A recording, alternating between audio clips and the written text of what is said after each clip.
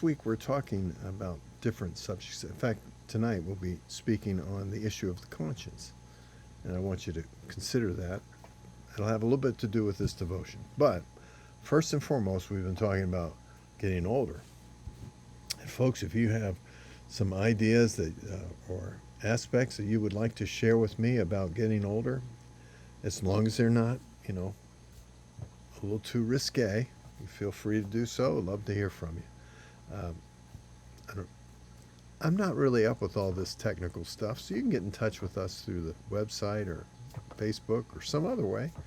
But either way, it doesn't matter. Just get in touch with us. Maybe see me in church. Love to chat over these things. But one of the aspects of getting older that I have noticed with, and now maybe this isn't the case for all, and I think that this may be more. Now, please don't take this. Don't mean this in a bad way. It could be a gender issue. That we tend to treat our pets as if they're human beings, like they're our children. Now, they're animals in America get treated pretty well, and no one treats our dog better than little Lucy is getting treated in our home. I mean, I'd almost think that she's like a child to me. The truth of the matter is that, we tend to take our affection, place it on an animal, and an animal is, treated with a great deal of respect. Now, in the book of Proverbs, it talks about the fact that, the way we treat an animal is a sign of our relationship or righteousness, meaning good people treat animals in a good way. And certainly this is a far cry from, if I lived on a farm, it might be different, kind of hard to not consider that a cow or if a pig or a chicken isn't ultimately going to be supper someday, or a good portion of it. But the truth of the matter is that in it, we tend to treat our animals with a great deal of kindness, almost like they're a child. We worry about whether they're cold. We worry about whether they're well fed and did they get clean water, and are they groomed properly, and things such as that. We talk to them oftentimes as children, which is, to me, it's a little scary, but it happens. And I want you to just take a moment and think about this. There's something about an animal, especially us talk about dogs. There is a soul there. It speaks to the fact that in Genesis chapter 1 that God created animals, gave them soul. Now, it's not to the level of humanity. We were created in his image and likeness, but we became a living soul. It's that immaterial part of us that carries on through life. And certainly if you've had an animal that's dear to you, there is a personality that comes with that animal, isn't it? And you can't say they're all the same, because they're not. And one of the beauties of getting older is having had a number of pets and realizing that each one has its own unique personality, especially dogs. Cats too, although cats are contrary no matter what. Anyway, there is, this personality that they have.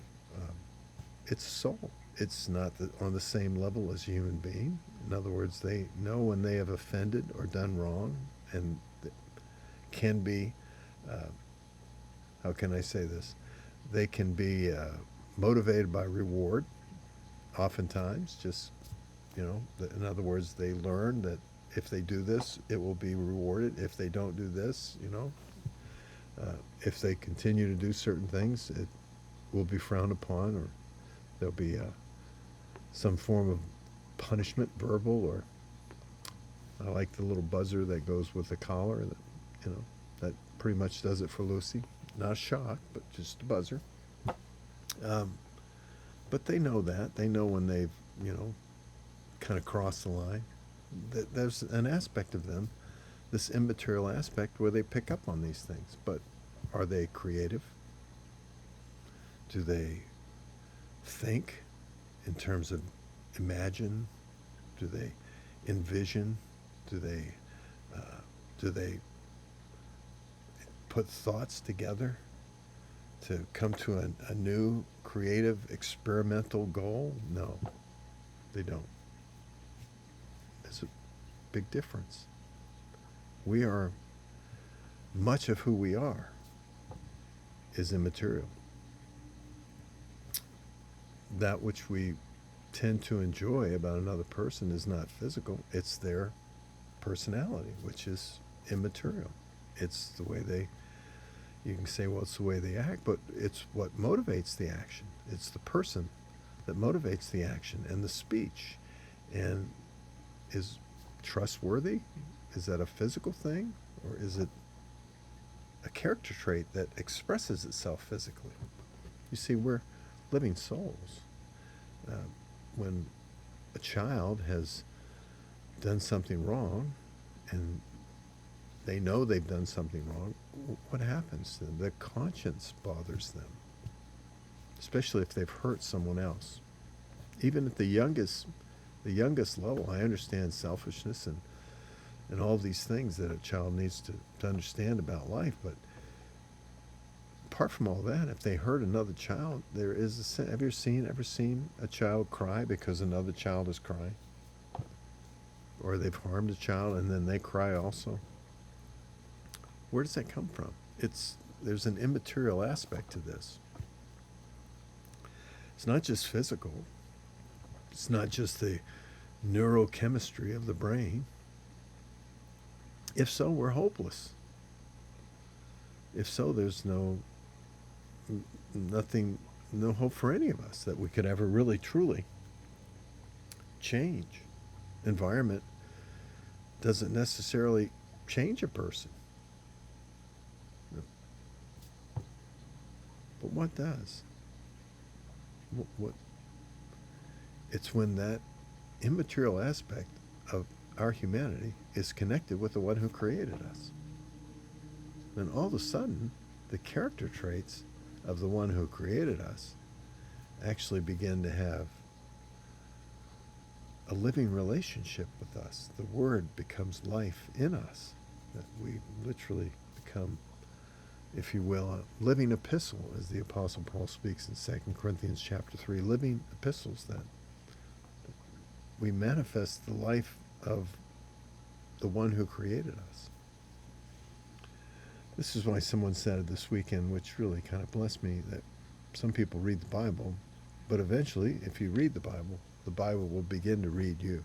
In other words, the Bible becomes a part of you. It tells you, scrutinizes your thoughts and the intentions in Hebrews 4:12 of your heart, and all of a sudden we realize that we're naked before Him and we're dependent upon His grace and mercy.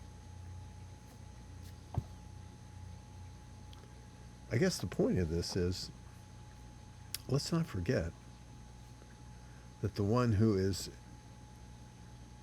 seeking to change us, transform us, is the one who created us.